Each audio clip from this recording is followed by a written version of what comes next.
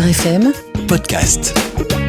Bonjour Emma Loisel. Salut Benjamin, Bonjour, salut Annelise. Emma, Oui. vous seriez prête comme ça maintenant, sans filet, à nous faire l'humour? Oui, tout à fait.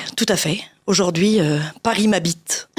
Pardon? Benjamin Griveaux se retire de la course aux élections municipales. Pardon, aux élections municipales, pour lesquelles il importe de caresser les électeurs dans le sens du poil. Certains disent que la mairie de Paris, il s'en branlait.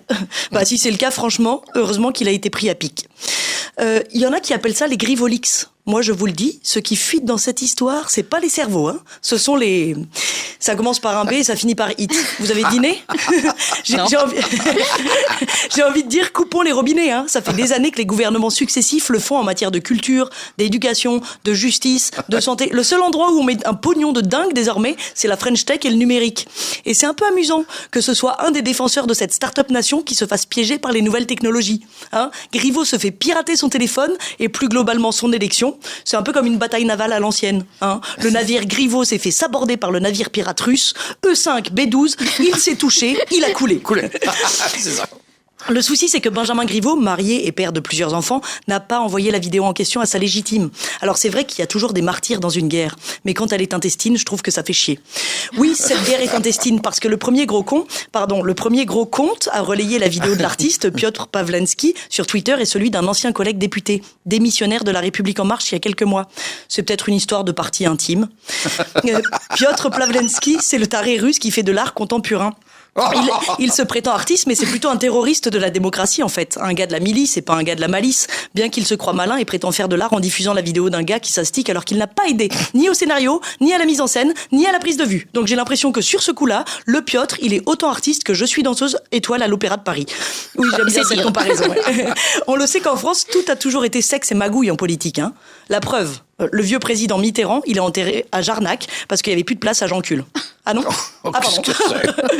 Piotr, il met la zizanie en démocratie. La preuve, vendredi, Agnès Buzyn dit « Non, je serai pas candidate ». Et dimanche, une fois qu'elle a eu le temps de nettoyer son téléphone et ses boîtes mail, paf, elle se déclare officiellement.